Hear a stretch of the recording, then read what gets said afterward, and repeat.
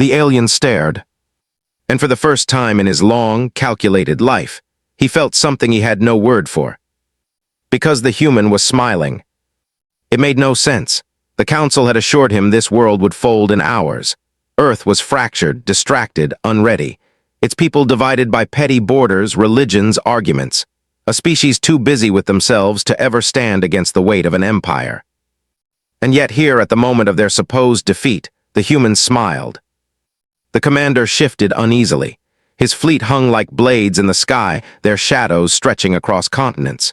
His soldiers were already descending disciplined ranks of war that had broken a dozen civilizations before breakfast. Every variable accounted for, every calculation certain. But humans weren't obeying the math. They weren't begging. They weren't running. They weren't collapsing. Instead, their radios crackled with laughter. Their faces glowed not with despair, but with defiance. Even as the first cities fell silent under orbital bombardment, the voices from Earth did not break. And that smile, the one worn by the captured officer standing before him, was not born of madness. It was born of something the commander could not quantify. Why, he asked himself, why in the jaws of extinction do they smile? The council had warned him not to underestimate the species' odd psychology. They had said humans were strange, emotional, volatile, that they could be dangerous in ways logic could not predict. But the commander had dismissed it. Emotions, he thought, were weaknesses, predictable outbursts of biology. He thought wrong. The human raised his chin, blood streaking his cheek, uniform torn from battle. His voice was steady, almost calm. You think you've won? The commander leaned closer, mandibles twitching. We have already won. The human's smile widened, slow and unnerving.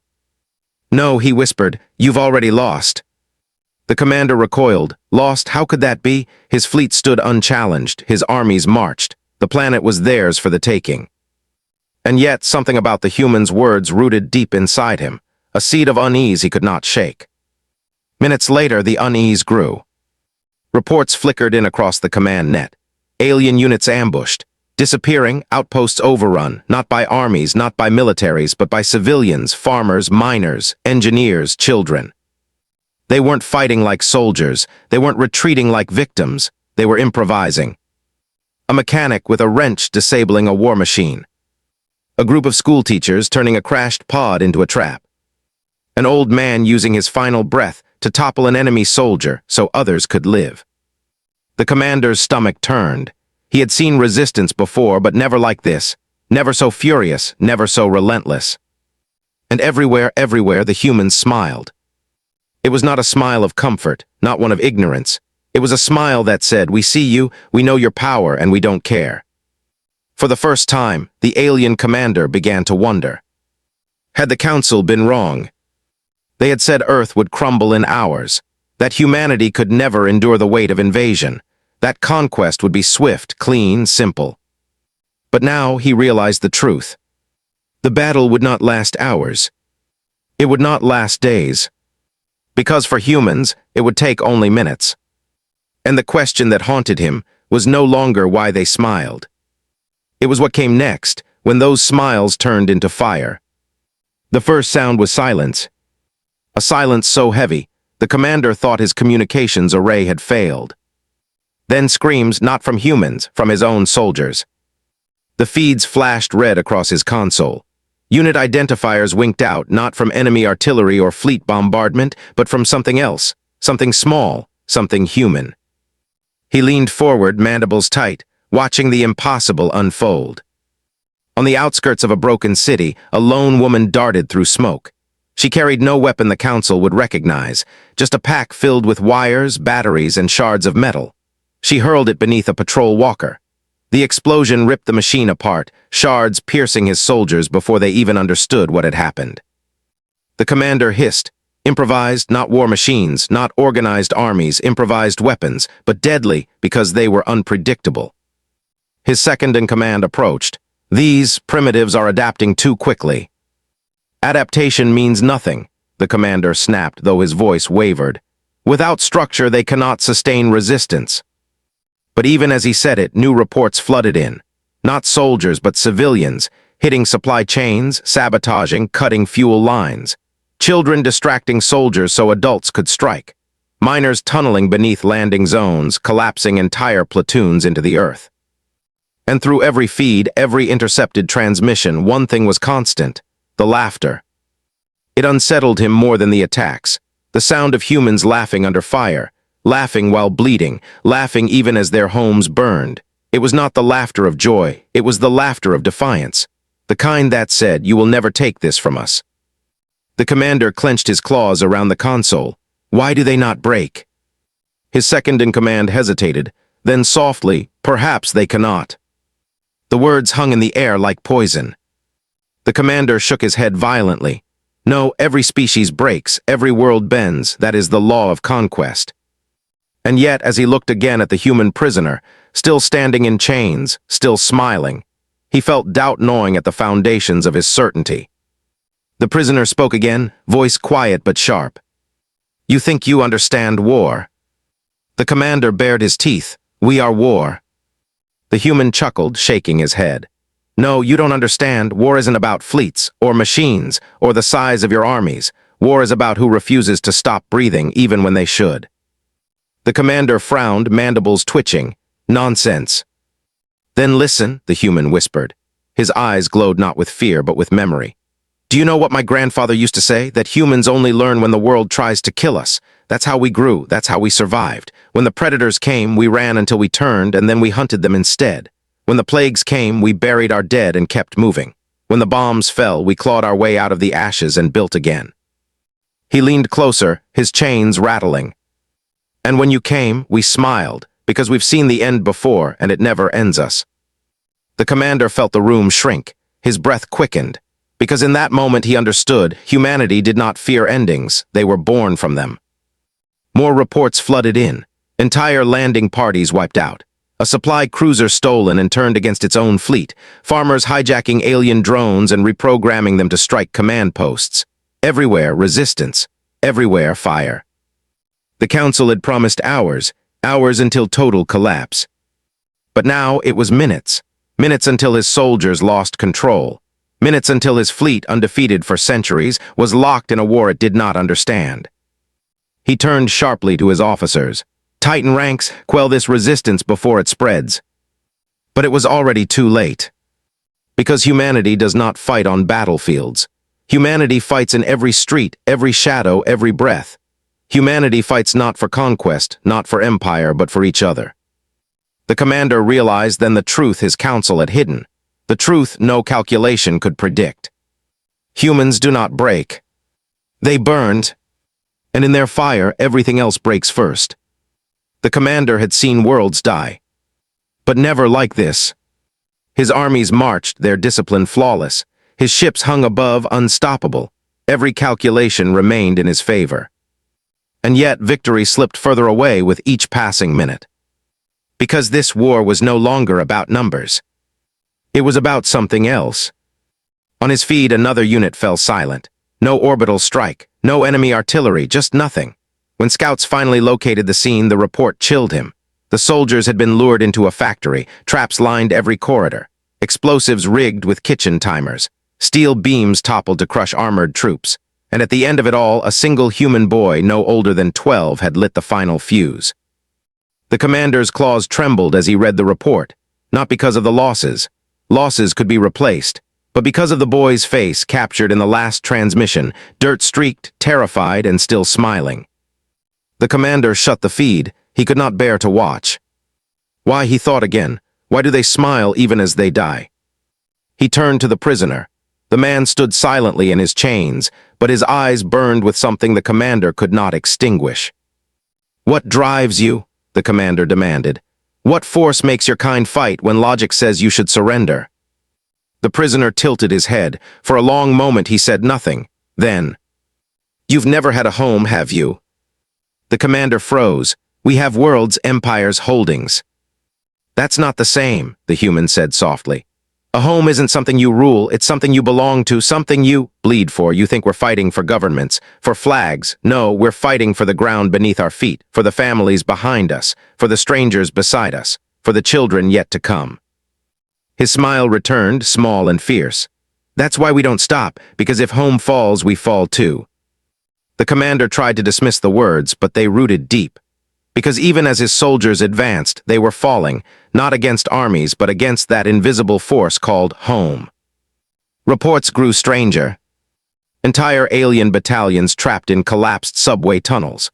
Grounded because farmers had poured fuel into rivers, igniting firestorms that consumed landing zones. Entire fleets of alien drones captured, and their own systems turned against them. And through it all, the humans did not waver. He saw them on the feeds, a nurse shielding patients with her body as bombardments shook the hospital, refusing to abandon even one soul. Firefighters dragging civilians out of rubble while alien rifles lit the air around them. Soldiers giving their last magazine of ammunition not to comrades, but to strangers they had never met. Sacrifice, loyalty, defiance. These were not tactics, these were not strategies, these were human truths. The commander whispered to himself, "They fight, not because they expect to win, but because they cannot imagine not fighting." The prisoner's eyes caught his. "Now you're starting to see." But seeing did not save him. Because even as he began to grasp the human spirit, his war was unraveling. His fleets, spread too thin, could not adapt to this chaos. His soldiers, bred for order, could not comprehend an enemy that thrived in disorder. His calculations, flawless for centuries, now meant nothing against a species that refused to obey any pattern at all. And in that chaos, something else grew. Hope. The commander didn't need reports to feel it. He felt it in the way his prisoner stood taller, chains rattling but unbroken. He felt it in the way intercepted transmissions carried not despair but determination. He felt it in the way every human, no matter how small, carried the same impossible fire. Hope spread faster than fear, and once ignited it refused to die. He thought of his council then, sitting in their high chambers, certain of human defeat. He wondered if they had ever faced such a species before. If they had ever seen a world where every man, woman, and child turned into a weapon, not out of duty, but out of love. For the first time in his long life, the commander felt something unfamiliar crawl through his veins. Not fear of death, not fear of failure, but fear of truth. The truth that this war was already lost. Not because humanity was stronger, not because they had better weapons, but because they were something else entirely. Something the Council had never prepared him for. Something no empire could ever conquer. They were human. And as the feeds went dark, one by one, the commander realized the most terrifying thing of all. Humans smiled not because they were unafraid, but because they had already decided, no matter what it cost, they would not lose. The commander thought he had seen the worst. He was wrong. For days, no, for minutes that stretched like eternity, his forces had struggled against chaos. Against traps, sabotage, civilians turned warriors. Against a species that refused to bow. But now the humans began to move differently. Not scattered. Not random. But united. The first sign was silence. His patrols reported calm streets. No more ambushes, no more traps. It seemed as if humanity had finally collapsed. And then, all at once, the city ignited. Explosions thundered from every block, collapsing towers onto marching troops. Gunfire erupted from windows, rooftops, sewers. Entire armored columns vanished beneath firestorms as civilians revealed stockpiles hidden in plain sight. The commander watched the feeds, his mandibles locked tight. This was not chaos. This was orchestration. The improvisation of scattered rebels had hardened into something sharper, something terrifying. The prisoner spoke softly from his chains. "Took us a while, didn't it?" The commander's eyes narrowed. "What have you done?" The human smiled again, that same unsettling smile. "You woke us up. That was your mistake." The reports confirmed it. Local militias had merged with retreating armies. Civilians funneled wounded soldiers to safe zones, then picked up their rifles. Police, firefighters, miners, students, all became one. They moved not as isolated pockets, but as a single storm. The humans had stopped reacting. Now they were attacking. The commander felt the weight of it pressing down on him. He had underestimated their psychology, their loyalty, their capacity for sacrifice. But this was worse. This was organization born from defiance. This was war the way only humans could wage it. And for the first time in centuries of conquest, his soldiers began to break. They reported shadows in every alley, resistance in every building, supply lines severed, command posts erased. His troops fought, but the humans kept coming. They fought with rifles, with knives, with bare hands if they had to. And when one fell, another stepped into their place. The commander slammed his claws against the console. Rally them, push them back. But the feeds told the truth. His disciplined armies, so certain of victory, were being drowned in a tide of human willpower. He saw it in the eyes of his soldiers. Fear, not fear of death, they were trained for that. Fear of fighting an enemy that would not stop, an enemy that bled, burned, and laughed in the same breath. The prisoner whispered, "Now you understand what it means when we say we fight for home." The commander turned sharply, "This is madness." "No," the human replied, "this is humanity." The turning point came at dusk. The fleet's flagship, anchored above the ruins of a coastal city, received a final transmission from ground forces. Screams, gunfire, static, and then nothing. When reconnaissance drones swept the area, they found wreckage, alien armor shattered and burning. And in the middle of it, humans stood. Some in uniform, most not, battered, bloody, exhausted, but standing, raising their weapons toward the sky, toward the ships above, as if daring them to come closer. The commander's stomach twisted. They were not afraid of him, not afraid of his fleets, not afraid of extinction. They were daring him. And then the unimaginable happened. One of his own cruisers, his own, fell from orbit, engines blazing. It screamed through the clouds and slammed into the sea, fire erupting across the horizon. "How?" the commander demanded. "How did they take it?" The prisoner grinned through his blood. "We told you, we learn fast. You brought us toys we'd never seen before. All we had to do was figure out how to break them." The commander staggered back, realization dawning. They hadn't just survived the invasion, they were absorbing it, learning it, turning it against him. The council had predicted Earth would crumble in hours, but now it was his fleet that crumbled in minutes. He looked again at the prisoner. That smile had never faded. "Why?" the commander whispered, his voice cracked, a sound he had not made in decades. "Why do you fight like this? Why do you not yield?" The human's eyes burned, unbroken. "Because yielding isn't in us. You can burn our cities, you can take our lives, but you'll never take our will. That's the thing about humanity, you can't conquer it. You can only feed it, and the more you try to break us." His smile widened into something terrifying. "The stronger we get." The commander turned back to his console, watching as another ship fell silent, and another, and another. Not human voices fatting. Alien ones. For the first time he knew. The war was no longer about who had the greater fleet. It was about who had the greater spirit. And spirit was something his empire had never understood. The commander's war was dissolving before his eyes. Not slowly, not gradually, but in great shattering waves. Every time he thought the humans had given all they could, they gave more. Every time he thought they would retreat, they advanced. And every time he thought he understood them, they rewrote the rules of war. He stood in his command chamber, feeds streaming from across the planet. One showed soldiers retreating into the forests, only to be hunted by humans who knew the terrain better than any map. Another displayed the ruins of a city block where his armored division had been ambushed, by nothing more than buses and taxis rigged with explosives, driven by volunteers who never expected to return. Sacrifice, that was the word that gnawed at him. He had seen soldiers fight with discipline. He had seen civilians resist with desperation. But he had never seen a people choose sacrifice as easily as breathing. Reports rolled in. A woman standing in the path of an armored walker, holding nothing but a flare, and behind her, a dozen children escaping into tunnels. A man wounded and bleeding, dragging a live grenade into the center of a squad before it detonated. A pilot, his fighter torn and aflame, steering it not to eject, but to ram into an enemy cruiser.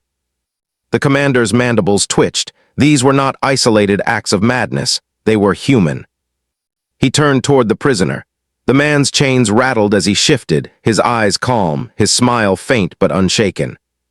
"You don't understand us," the prisoner said quietly. The commander hissed.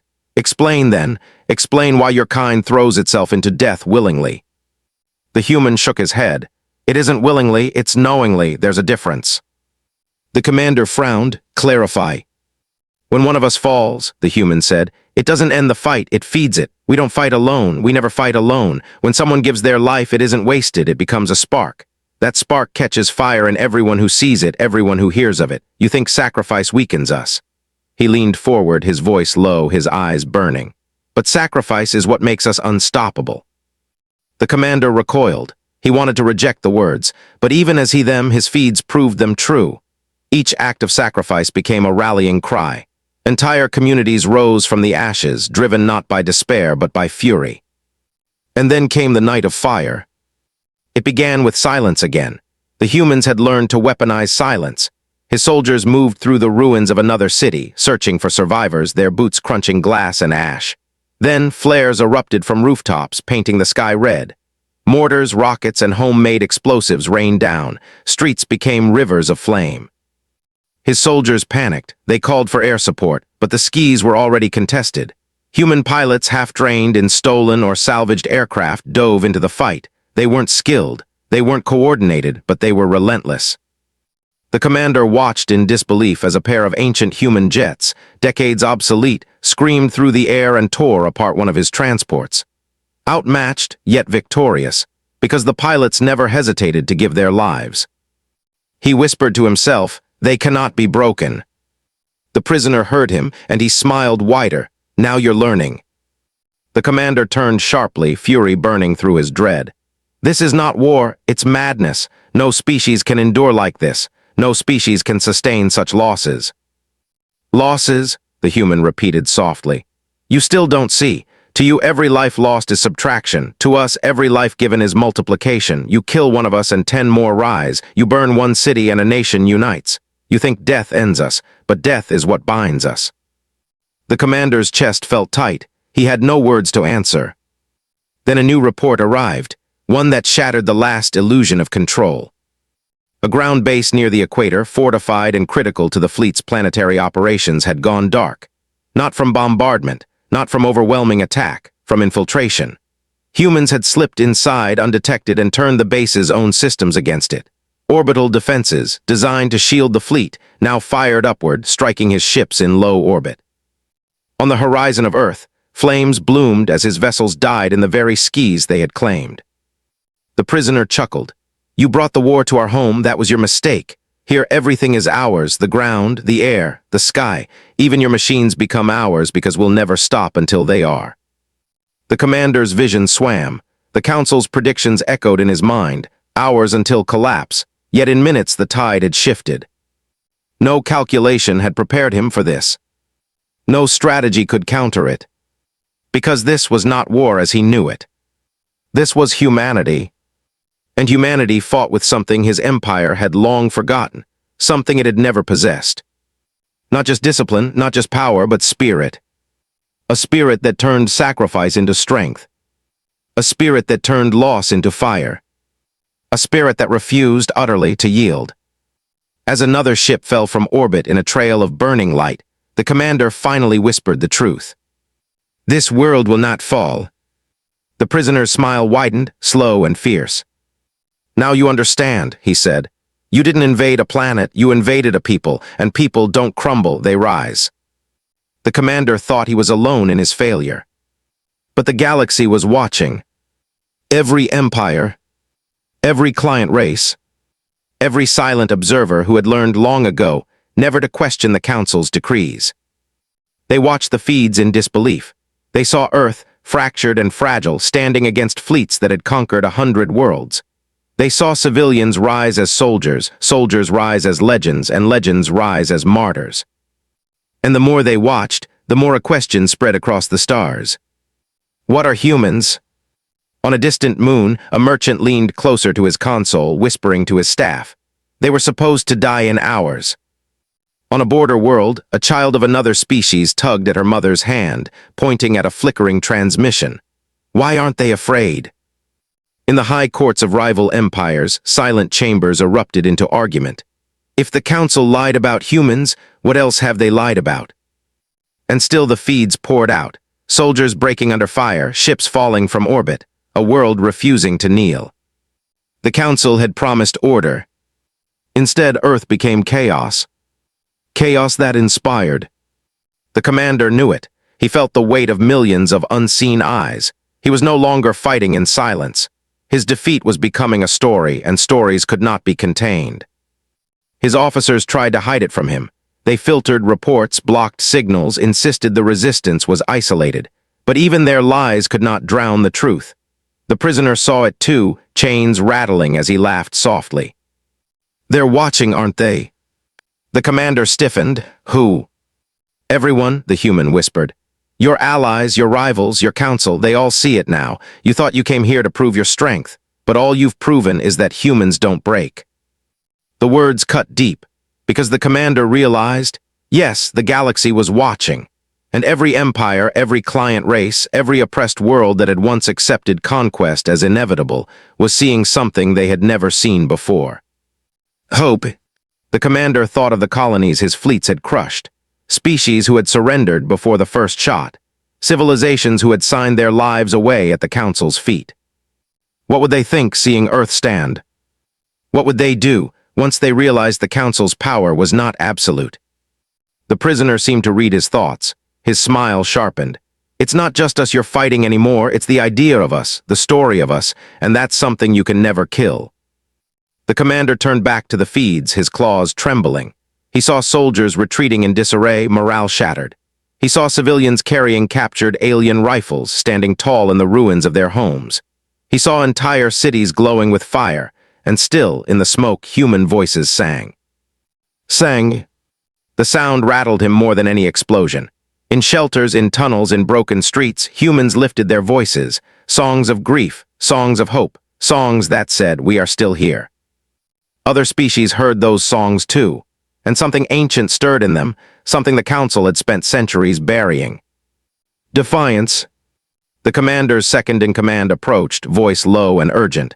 "We must retreat, consolidate. The fleet cannot sustain these losses." The commander's mandibles twitched. Retreat. The word had never been spoken in his campaigns. To retreat was to accept defeat, and yet what choice remained? He looked once more at the prisoner. "You're not just fighting for Earth, are you?" he asked slowly. The human's eyes gleamed. "We're fighting for everyone who's ever been told they can't." The words sank like blades, because the commander knew if humanity survived this invasion, they would not remain alone. The galaxy had seen their fire, and fire spreads. He tried to imagine it, worlds long silent rising in rebellion, chains snapping, empires fracturing, all because one species, one fragile world had dared to smile in the face of extinction. He whispered, "You could ignite a war across the stars." The prisoner shook his head. Not a war, a choice between fear and freedom. The commander staggered back, his mind reeling. He had thought Earth was the target, but Earth was only the beginning. And the galaxy was watching. Not just watching, waiting. Waiting to see if humanity truly was what they appeared to be. Waiting to see if the Council's invincible fleets could bleed. Waiting to see if hope could be more powerful than fear. The prisoner's voice was almost gentle now.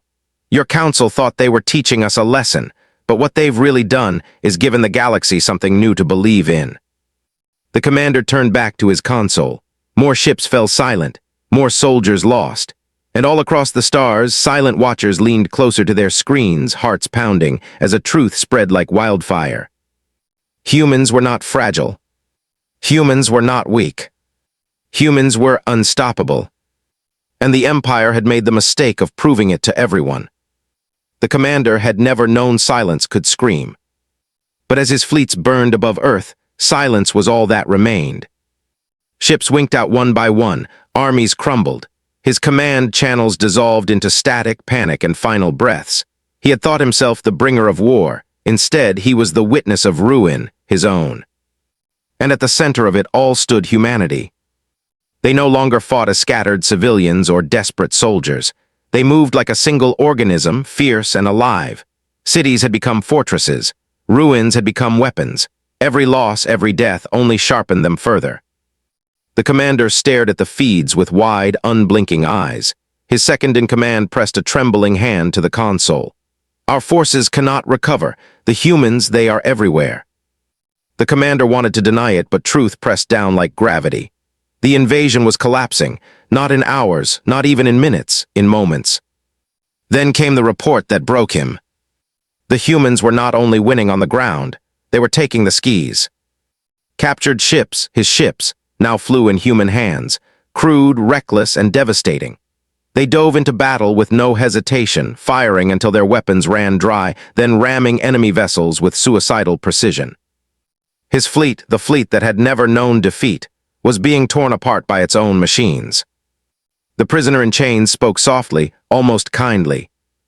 "You see now, you never fought us. You only fought what you thought we were." The commander turned sharply, fury and despair in his voice. "You cannot win, you cannot defeat an empire." The human's smile widened, slow and deadly. "Empires aren't defeated, they collapse, and we're just the push." The chamber shook. Explosions lit the sky outside the viewport, ships falling like burning stars. The commander gripped the console, his claws digging deep grooves into the metal. "This is impossible," he whispered. The prisoner's eyes glowed with something beyond victory. "No, this is human." The final battle surged across the globe. In the ruins of New York, men and women rose from subway tunnels, storming alien barricades with weapons scavenged from the dead. In the deserts of Africa, entire tribes moved as one, cutting supply convoys to pieces, their songs carrying across the night. In the mountains of Asia, farmers and soldiers fought side by side, forcing enemy troops off cliffs and into the fire below. Everywhere humans fought. Everywhere humans refused to yield. And then, one moment burned itself into history. The commander's flagship orbiting high above was struck, not by his enemies, not by fleets, but by a single human shuttle stolen and loaded with explosives. It pierced the ship's belly like a dagger, detonating with a force that ripped the heart out of the invasion. The commander was thrown to the ground as alarms wailed. Flames licked across the chamber. His officers screamed, scattering. Systems failed one by one. The prisoner stood, his chains broken by the blast, his body bloodied but unbowed. "You brought war to our home," he said, stepping closer. "And this is what home does, it fights back." The commander dragged himself upright, his body trembling. This cannot be the end." The human looked at him with pity and something else, something eternal. "It's not the end," he said softly. "It's the beginning." Outside, Earth's skis lit with fire. The last of the alien fleet tried to flee, engines screaming, but humans pursued them even into orbit. Missiles, stolen guns, even jury-rigged rockets built in secret tore through the retreat. The commander pressed a claw to the console, desperate to call for reinforcements. But no signal came. His council had abandoned him. His empire had left him to die. And humanity had only grown stronger. He turned to the prisoner, voice breaking. What are you?" The human's answer was simple. "Stubborn." The word hung in the burning air like a promise. The flagship groaned, fire consuming its bones. The commander sank to his knees, smoke filling his lungs, defeat crushing his heart. And through the flames, the human kept walking, unbroken, unyielding, unstoppable. In the end, the invasion had not lasted hours. It had not lasted days. It had lasted minutes. Because when humans are told to bow, they rise. And when the universe tells them to break, they smile. The smoke had settled. The warships were gone. And Earth still stood. The commander lay broken in the ruins of his flagship. His body ached, his mind heavier still. For the first time in his life, he could not imagine victory. The human prisoner stood above him, his chains shattered, his uniform torn to rags. Blood streaked his face, but his eyes, those cursed, burning eyes, were steady. "You came here certain," the human said softly. "Certain that we would crumble, certain that we would kneel." The commander wheezed, his mandibles trembling. We were told you were weak." The human crouched, close enough for the commander to see the dirt and blood caked on his skin. And still that smile. "Maybe we are weak," he whispered. "Maybe we bleed too easily. Maybe we fight each other too often. Maybe we break in all the little ways that don't matter." His voice hardened, his eyes cutting like steel. "But when it matters, when someone tries to take everything from us, that's when we show you what weakness really means, and it isn't ours." The commander closed his eyes. He wanted to deny it. But he couldn't, not after what he had seen. The human rose to his feet, his silhouette framed by firelight. You came here to show the galaxy we were fragile. Instead, you showed them what happens when fragility fights back. The words echoed like a sentence, like a prophecy. Because the galaxy had been watching. On distant worlds, the oppressed whispered new words of defiance. On forgotten colonies, children repeated stories of humans who smiled in the face of extinction. In the halls of rival empires, leaders trembled, not at humanity's strength, but at their spirit. The Council had wanted to make Earth an example, and they had, just not the example they intended. They showed the galaxy that humanity could not be crushed. They showed the galaxy that humanity would never stop. They showed the galaxy that humans were fire. And fire spreads.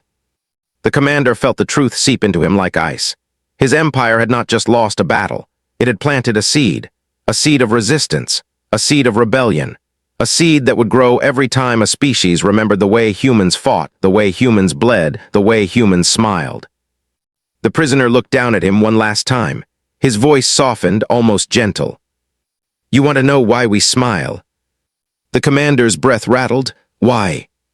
The human's eyes shone in the dying light. Because no matter what comes, no matter how strong, how certain, how unstoppable our enemy thinks they are, we know one truth. Humanity doesn't lose, we endure, we rise, and one day we win.